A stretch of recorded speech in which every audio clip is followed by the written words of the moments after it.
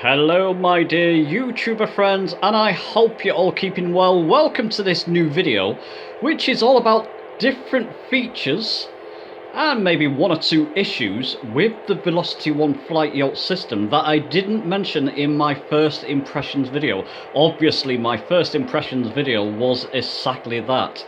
So I do have a flight set up at the moment. So I'm just going to trim up to make sure I don't crash. Actually I press active pause on that, that's okay. Yeah, so it's all some of the different features, things like clamping space, how much clamping space does it allow, features of the control panel, of the yoke system itself, and some other bits and pieces. So let's not hesitate, let's get on with the video.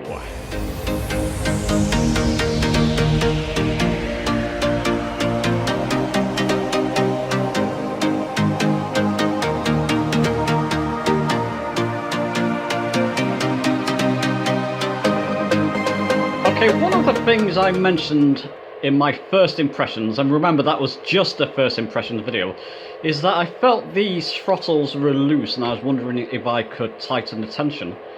They've righted themselves, don't know how, but there's no problem with these throttle controls at all.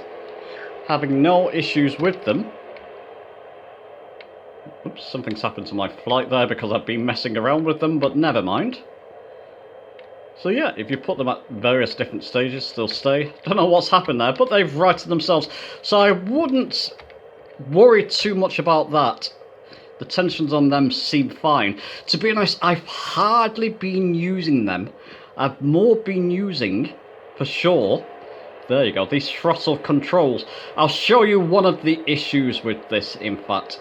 And it's nothing to do with the actual flight yacht system itself, it's more to do with Flight Simulator. So there you go, they all work fine, the tension's fine on them. But like I said, these, because I fly Cessnas a lot, these controls are so much fun that I've just simply been using these more. And once again, the tension on these just feel right. Feels realistic. You can hear my aircraft, I've got it on active pause in fact, so nothing's happening on screen. But you can hear the engine changing there as I push and pull. Those feel brilliant. Once again, it's worth mentioning that trim wheel is out of this world. As a trim wheel, it just feels authentic and it's just so precise in its default setup. When you plug the system into your Xbox, without any firmware updates or without anything, I'll come on to that later, it just behaves perfectly. So a high commendation for this trim wheel. I just think it's absolutely fantastic. One of the best things about this whole system, in fact. Absolutely loving that. Now, I did mention there's a bit of an issue with this. I've got it on active pause. If I actually go to pause itself, so I've got it in the menu, and I come out of that, I go back to the game, so I'm going to press it again. You can hear my engine cuts out. It's nothing to do with the flight yacht system. It means you've got to move your throttle slightly to get it back to where it was. It seems to null the throttle. Let's try that again. So I'm in menu. So if you're ever in the options and you press come out of the options, the engine cuts out completely. So you have to move your throttle, or this throttle at least, to get it back to where it was. You only have to move it slightly and it's back to where it was in whatever position you had it at. You just need to move it slightly and it'll go back to where you had it before you press pause. Nothing to do with the flight yacht system. I've got to repeat that again, it's worth repeating. It's more to do with Flight Simulator, and that just needs to be patched in along with the sensitivity savings. Let's go on with to the next feature. Okay, so another feature, so to speak, that people were asking about on my original first impressions of the Velocity 1 flight yacht system is how far can the clamping system, how far will it clamp? How much space does it give? How much space can you clamp?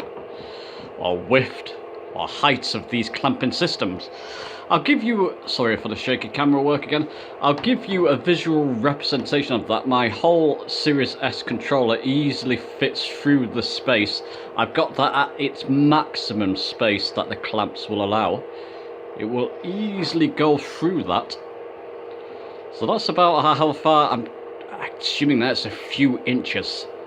It's a good amount, it's as much as I've seen with a clamping system. So it's a generous amount. I hope that's helpful.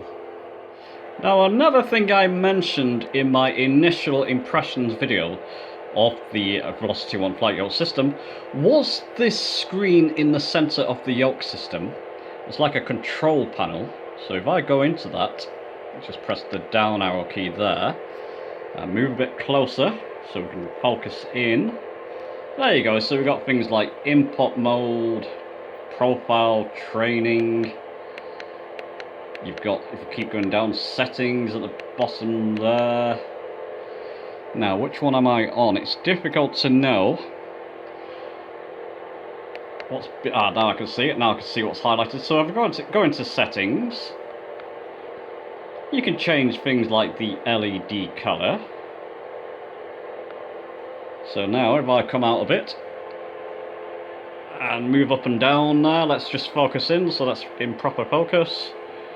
Move up and down, you can see you've got different colours, profiles, which is all very nice and jazzy, isn't it? But you can set to, I prefer the green profile. I think that looks brilliant, very futuristic. Let's go back and let's get back in. I'm doing my best with this camera, you're going to have to bear with me. There we go. And also in here you've got things like, somebody mentioned in the comments about firmware updates, and I didn't know Turtle Beach has a video out, and it shows you that you can, on the Xbox and PC, you can download the Turtle Beach Control Center. If there's a new firmware available, you go to that firmware update. I ran it on the Xbox and I ran this, but it didn't update the firmware, so the current firmware on this is the latest one, apparently. So you can do different things like that. LED brightness and goodness knows what, as you can see. Let's go back. And you got things like training. Let's just show you another one. There's all different things. Some of them I played around with. I'm not going to show you a thorough run through in this video. It's just to show you some of the things that it's got on here. But training. So if you're in training mode, say I pulled my yoke system back, it tells you what it is. Elevator, pictures a plane. You can't see it, but there's a blue bar running across there, so when I move forward and backwards, that blue bar changes depending. And if I go left and right there, it tells you it's elevators. Okay, I've just got an achievement, don't worry about that, that's what that noise was.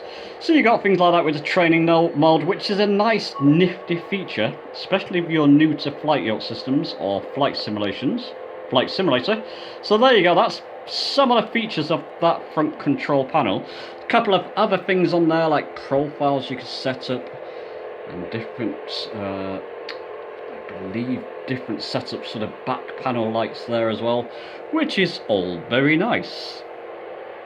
Okay, so the next thing I want to talk about, which I didn't mention in the first impressions video because I'm kind of used to it with the Logitech flight yoke system.